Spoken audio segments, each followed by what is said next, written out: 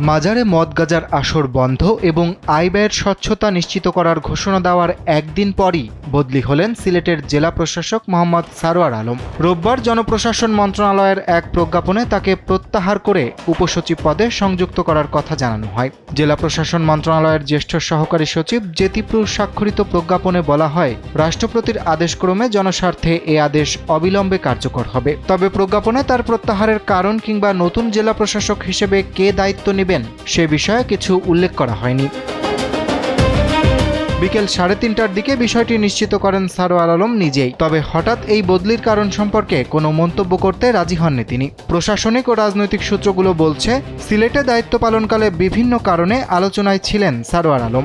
বিশেষ করে সম্প্রতি হযরত শাহজালাল রহমাতুল্লাহ আলাহি ও হযরত শাহপরান রহমাতুল্লাহ আলাহি এর মাজার কেন্দ্রিক তার কিছু উদ্যোগ ব্যাপক আলোচনা ও সমালোচনার জন্ম দেয়। গত 12 জুন 2 মাজার পরিদর্শনে গিয়ে আয় ব্যয়ের ব্যবস্থাপনায় স্বচ্ছতা ও জবাবদিহি নিশ্চিত করার উদ্যোগ নেওয়ার ঘোষণা দেন তিনি। এর ধারাবাহিকতায় গত বৃহস্পতিবার মাজারে থাকা পুরনো দানবাক্স সিলগালা করে নতুন দানবাক্স স্থাপন করা হয়। একই সঙ্গে দানের অর্থ সংরক্ষণের জন্য ব্যবহৃত ঐতিহাসিক 3টি দানের ডেগও সিলগালা করা হয়।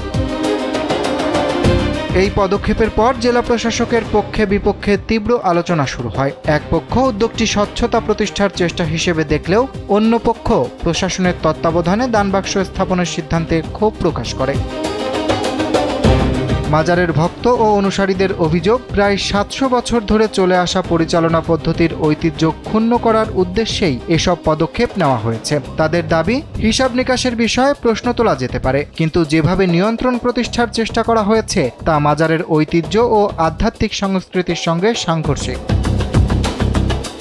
গত বছরের 18 আগস্ট সিলেটের জেলা প্রশাসক হিসেবে দায়িত্ব পান সারোয়ার আলম। এর আগে তিনি প্রবাসী কল্যাণ ও বৈদেশিক কর্মসংস্থান মন্ত্রণালয়ের উদ্দেশ্যে আসিফ নজরুলের একান্ত সচিব হিসেবে কর্মরত ছিলেন। সাদা পাথর লুট ও চুরির ঘটনায় ব্যাপক সমালোচনার মুখে তখন সিলেট জেলা প্রশাসনেও পরিবর্তন আনা হয়েছিল।